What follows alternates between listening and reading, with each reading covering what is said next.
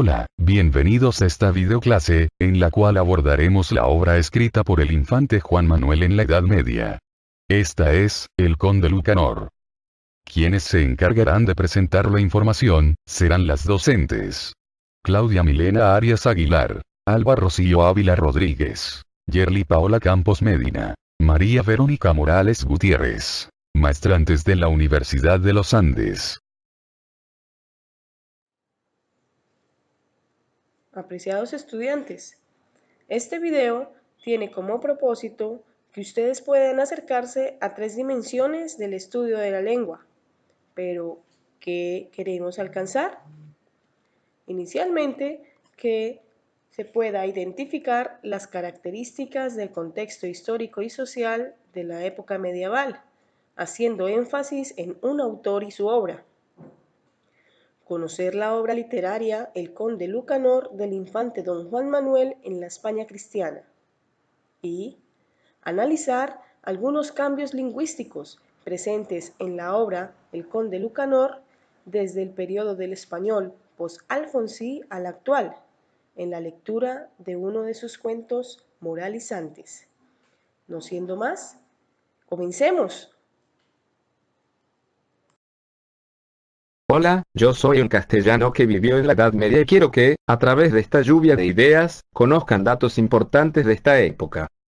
El paisaje de la península ibérica era de desolación, debido a la guerra civil que dividió a la corona y a los nobles. Debido a esto, a la población poco le interesa producir. Por eso, los rentistas y los agricultores están en ruina y como consecuencia hay hambruna en la península. Y lo que más se veía era que los caminos estaban llenos de bandoleros.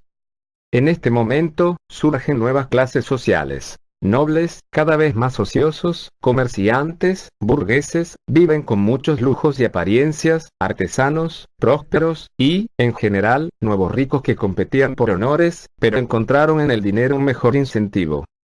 A causa de esto, la hambruna, violencia y peste son 3 factores que redundan en un descenso de la población. Por otro lado, los monarcas cristianos, en medio de la crisis, organizan la iglesia, crean diócesis, nombran abades y hacen del diezmo una ley, incrementando así sus ganancias económicas. Es ahí que se crean varios centros académicos para clérigos, llamados universidades.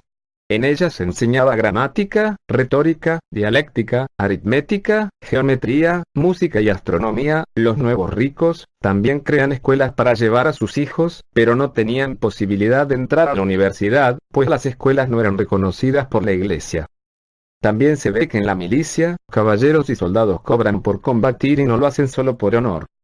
Y si hablamos del estatus de la mujer, su condición depende de su posición social. Otro dato importante es que los reyes católicos Isabel y Fernando asumen el poder, después de la muerte de Enrique VI en 1474. Y si desean conocer acerca del tópico literario, no se pierdan la siguiente información. Bien, siguiendo la dimensión literaria, escuchen esta explicación acerca de los componentes del texto narrativo y sus características principales. El texto narrativo se define como aquel en el que el narrador cuenta acciones, hechos o acontecimientos reales o imaginarios que pueden aparecer en primera o tercera persona. Su estructura posee un inicio, nudo o acción y un desenlace o final.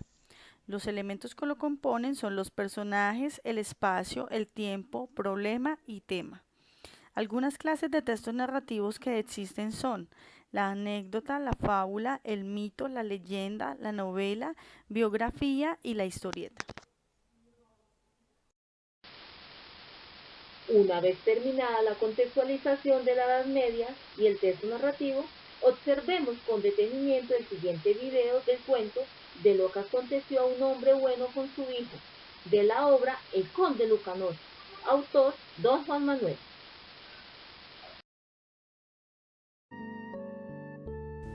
Había una vez un labrador que tenía un hijo muy inteligente, pero que siempre temía enfrentarse a la opinión de los demás, por lo que decidió que le acompañara a la feria de la comarca, con la excusa de vender el burro.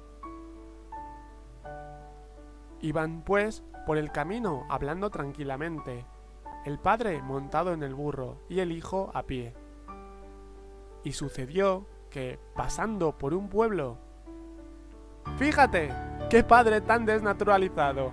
Su pobre hijo a pie y él tan campante, montado en su jumento. El padre dijo al hijo: ¿qué te parece lo que dicen? El hijo comentó que tenían razón.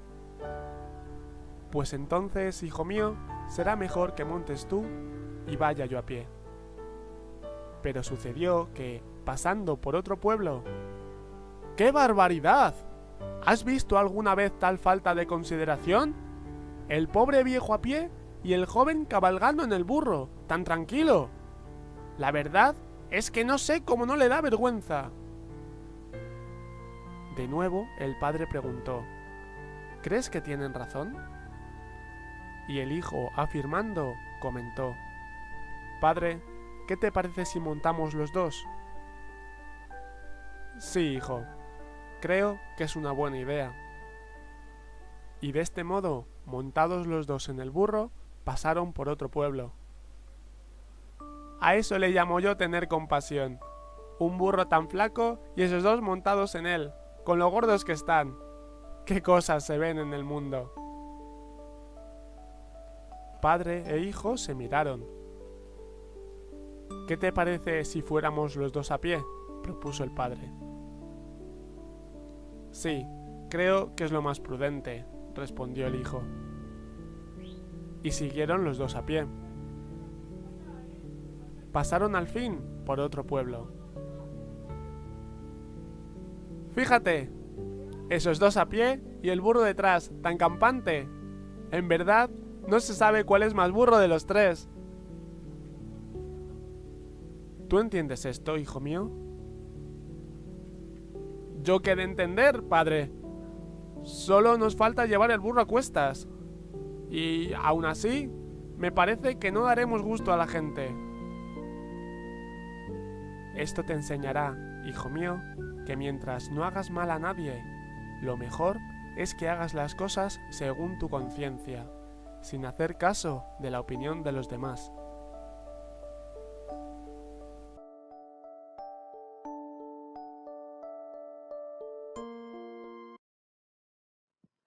Siguiendo con los cambios lingüísticos, en este fragmento del primer cuento del Conde Lucanor hay casos de algunos de ellos.